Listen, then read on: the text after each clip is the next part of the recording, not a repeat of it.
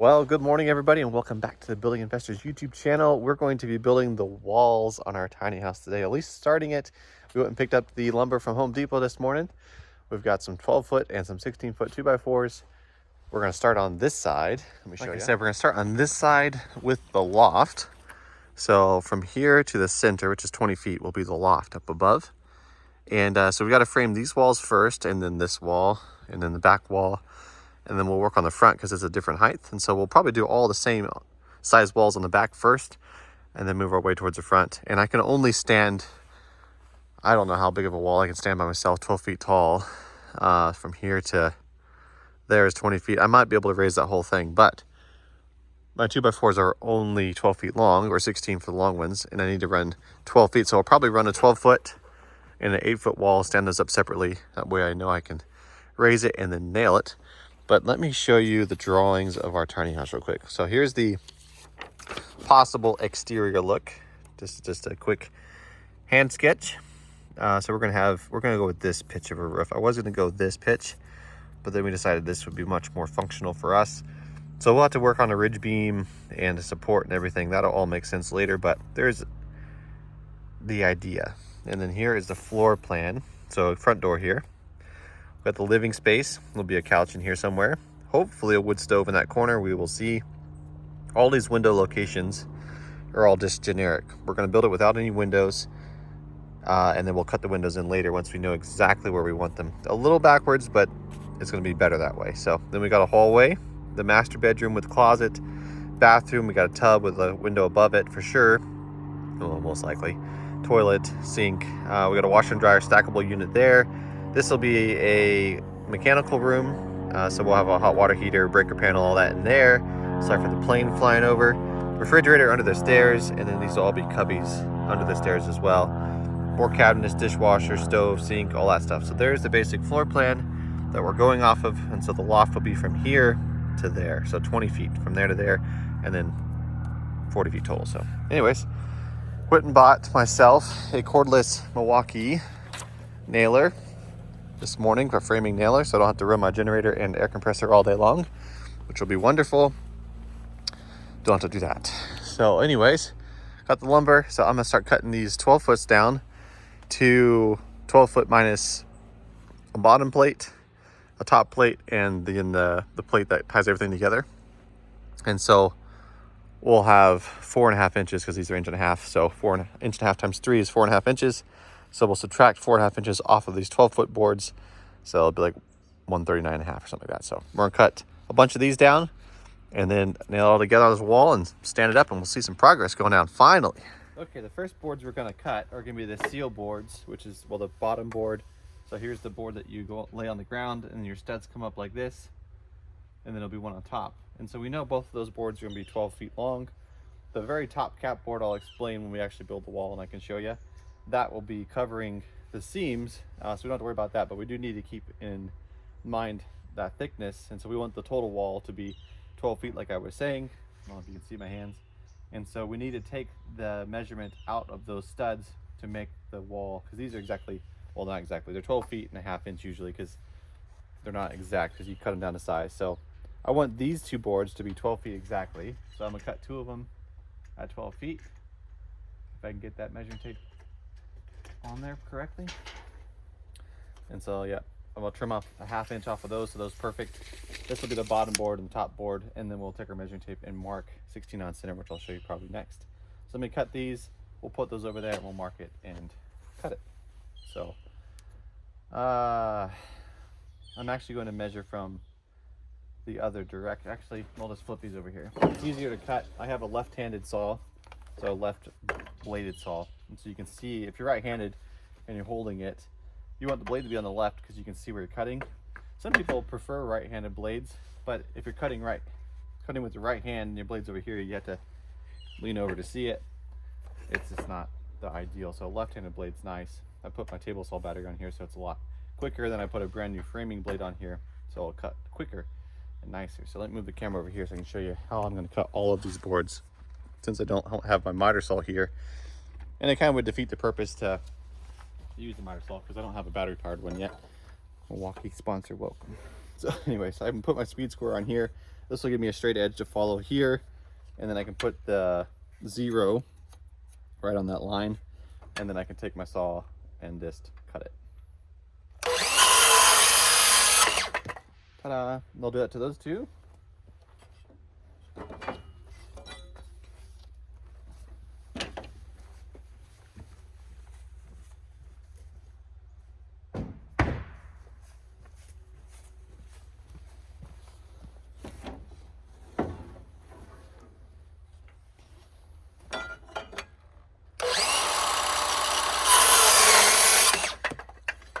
So now those are pretty much exactly 12 feet after we cut that 1/2 inch off.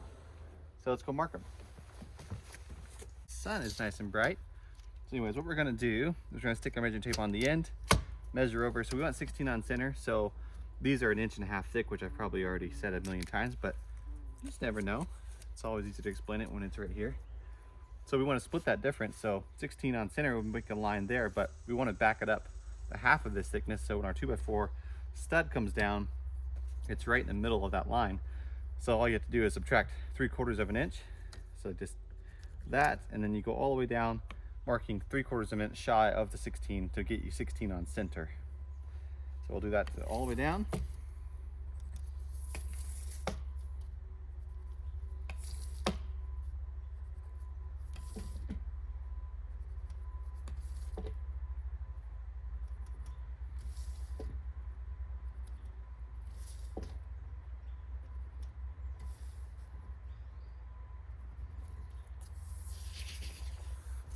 And you only have to mark one of the 2x4s because you're going to bring them and make them exactly the same on the end. And then you can take your speed square and you can mark across both of them. You don't need lines on both sides. If you wanted to, you can take your speed square and go to the 1.5 inch mark, and then you can make the second line. And you know your 2x4 needs to be in between of those, between those lines. The only reason to do this would be if you needed to see it from one side versus the other, or both sides, it'd be easier. But to save time, all you have to do is mark one side. So take your speed square, put it on that 15 1/4 line there, or your 31 1/4 line here, and then put the X on the side that you want it. So on the end, obviously, you don't really need to mark it, but you can, because your 2x4 is just going on the end. So, and just do that all the way down.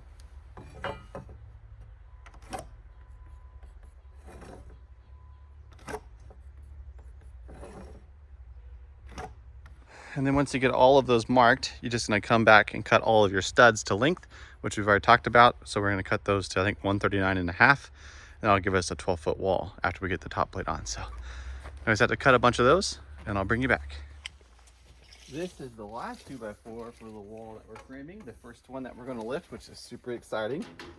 So 139 1/2, marking it. Now I'm right-handed, so I'd like to cut, of course, this way.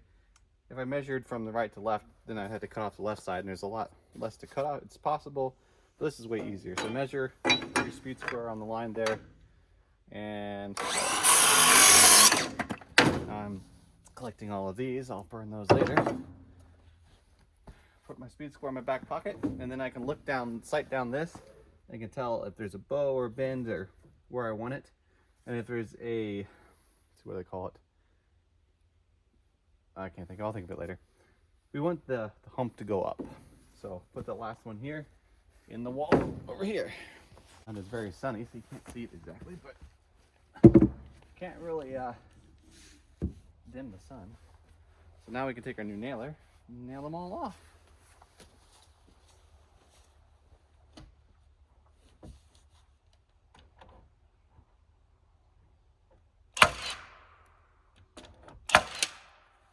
I'll nail this one a little closer to the camera so you can see what I'm doing. Just putting it on the line and nailing it. This Milwaukee nailer it's nice. It's so quiet because there's no generator running. It's expensive, so I've never wanted to buy it, but now that I have it, I couldn't live without it. I think it's pretty wonderful. These don't have to be perfect. It's not finished carpentry, but it's nice to get it as uniformed and as close as possible, because when you're finishing things, it's a lot nicer if everything's the same. So I'll finish nailing it off and then nail that side off, and then I'll come back and I'll take a block and put it we'll hang this wall on the other side first, but I'll come and nail a board here. That way, when I stand the wall up, it doesn't slide off. It holds it there, and then I can push it up against the block, and I know it's right where I need it to be. So finish nailing it off, and then I'll let you watch me stand it up.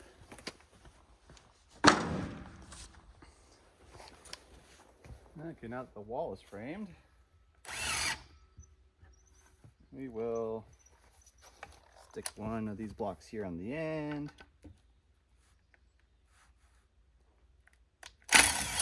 Sticking the screw a little bit further down, uniformity's sake. And we'll stick one splitting the difference between this wall and the next wall over here.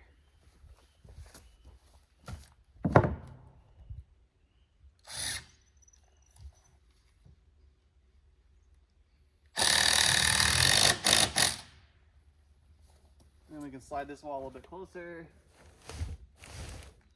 Oh, I'll tear the plastic. I don't want to tear the plastic.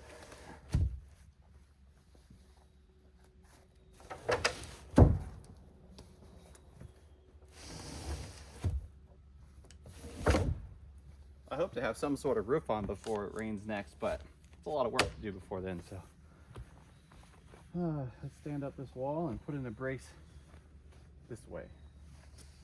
Well, this seems like a very manageable size wall to lift by myself, so I will do it.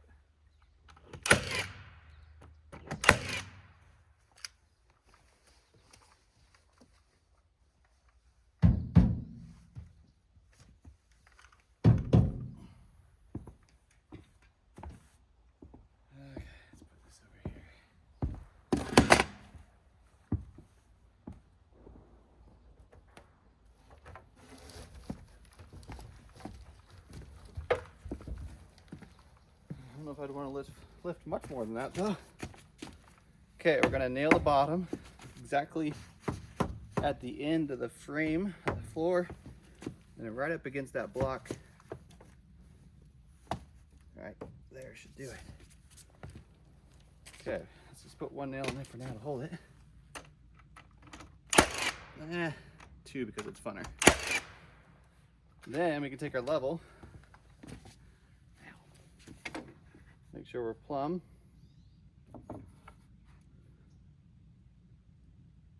Right about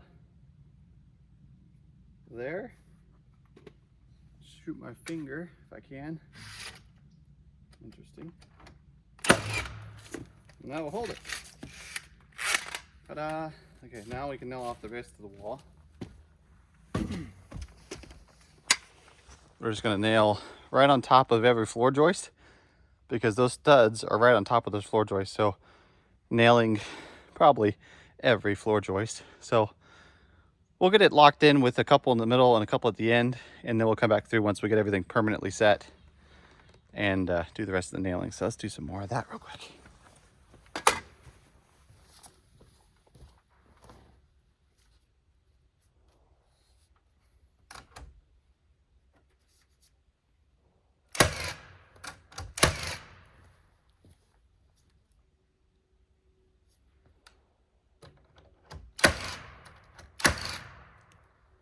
Ta-da! Now let's build another wall just like it on the other side and then figure out what we're gonna do next.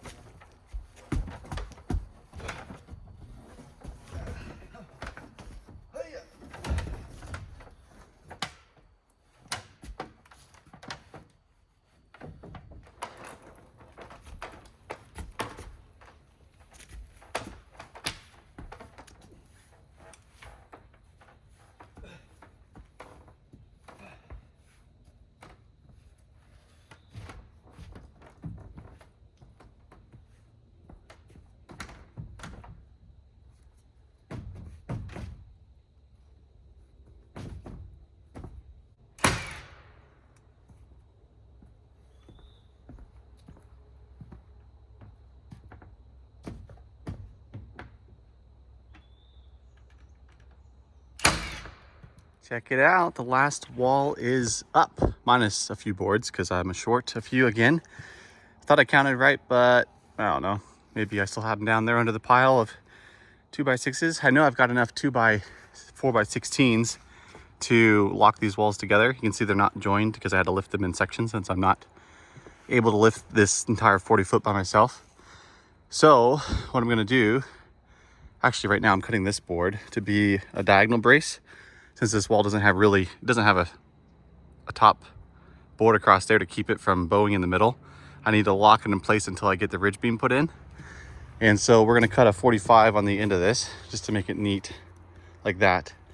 And then we'll level this wall, plumb this wall down, and I'll screw it into one of these floor joists here where the nail's going across. And that'll lock this wall in from falling over. And once we get that done, we can finish nailing the corners, and it'll stick on the top plate, which will join all those walls together. And then we can start working on the loft next, which will be super exciting. So anyways, let's cut this board up and level the wall.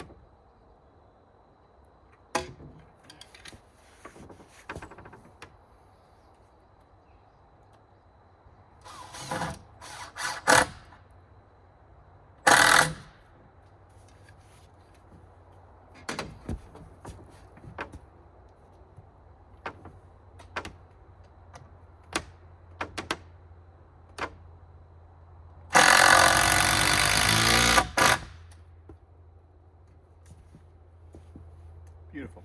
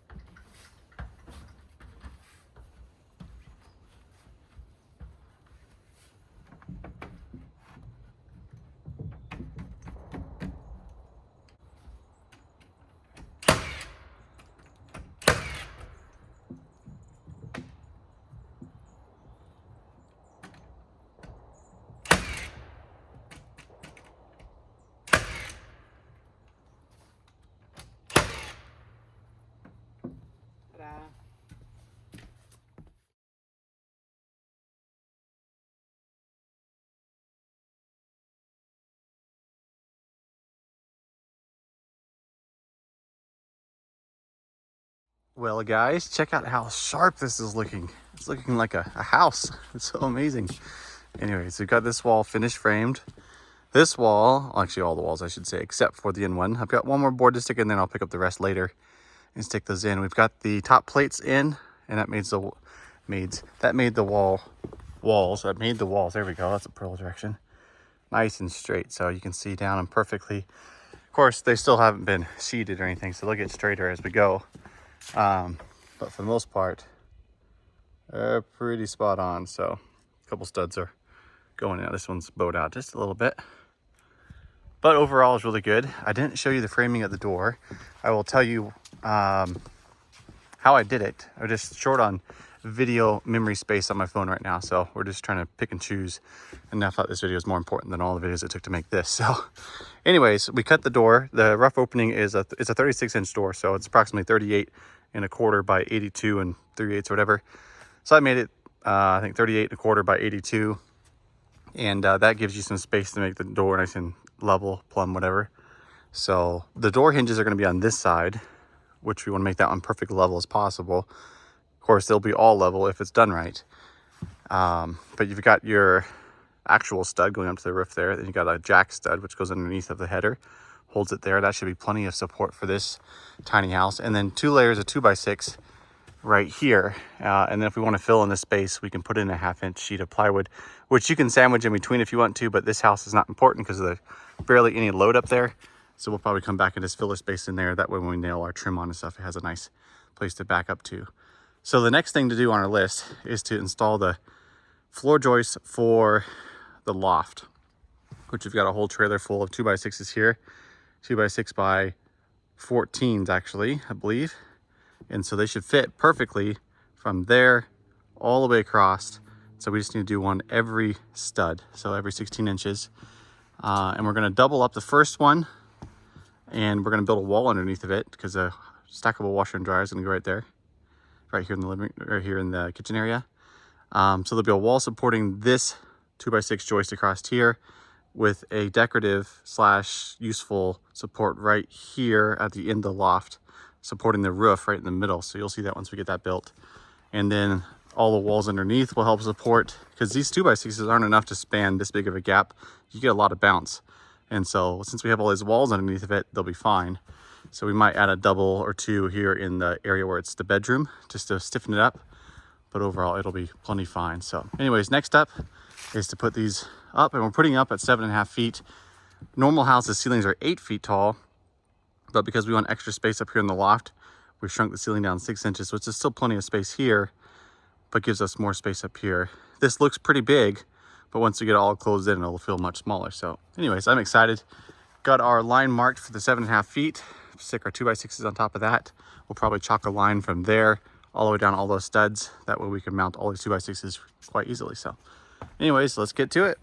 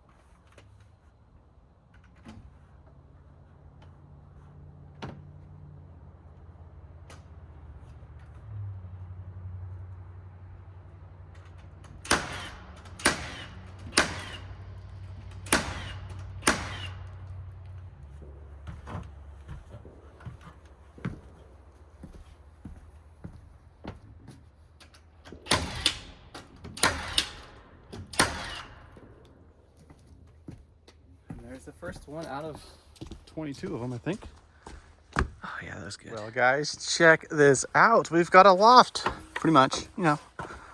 Let me stand up here so you can see the view. I'm sorry I didn't get to see me putting up more of those boards. Saved you some of the monotonousness, I guess, since I don't have as much memory on the camera right now. Maybe tonight I'll be able to delete some stuff and make some room. But man, check out that view.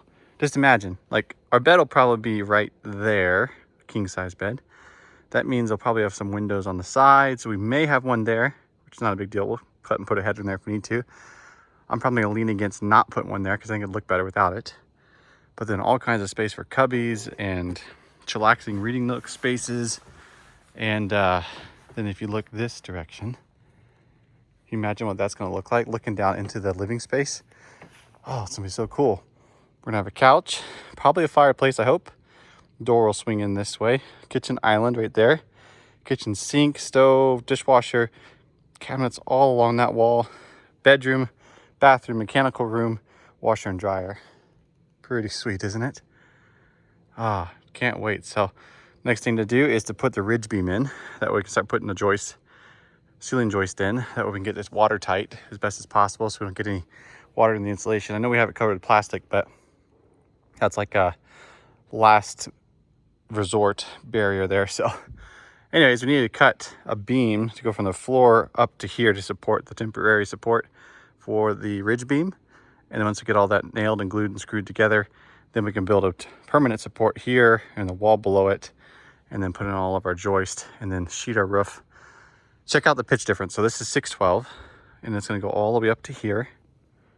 And then we've got a 412, just slightly, if you don't know, 6 and 4. So 6 is steeper, 412 is less steep. So usually you go in increments of 2. So you can go, 0 is flat, 212 is like that, 3, 4, and then 6, and then 8, and 1212 is like 45-degree angle. 1612 is like crazy, but that's 412, and that's 612. That's going to give a really good look in there. I can't wait to get the lighting and everything in here just right too. It's going to look phenomenal. So anyways, enough about that. This will be pretty sweet though. So next up, the ridge beam goes across here with some supports. So you guys are on life support. Battery is toast. It's like at 2%. So I was able to break out the old Milwaukee speaker here and plug it in. But I did something without showing you because my phone was dead. Yeah, ridge beam, check it out. Of course, these are all temporary supports, these 2x6s here. That's just so I can get everything lined up straight and then put the screw the beam together, because there'll be 2 layers of the 2x10 there. These are all 16-foot boards. So there's a 16-foot section there, one there, and then there's an 8-foot section to finish off the 40 feet. So now we're going to reverse it. We'll do a 16-foot section here, 16, and then 8. That way the seams are covered up by the middle of the next joist, and then that'll be supported here in the middle with a permanent brace, permanent post, I should say. But we're going to frame this wall underneath here first. That way this has something to set on, but temporarily it'll be supported by these 2x6s. And then we can take and do our ceiling joist 2x6s there to there. So anyways, I'm probably going to put you on time lapse if the phone has enough memory. And you can watch me finish off the rest of that beam. So let's do it. Here we go.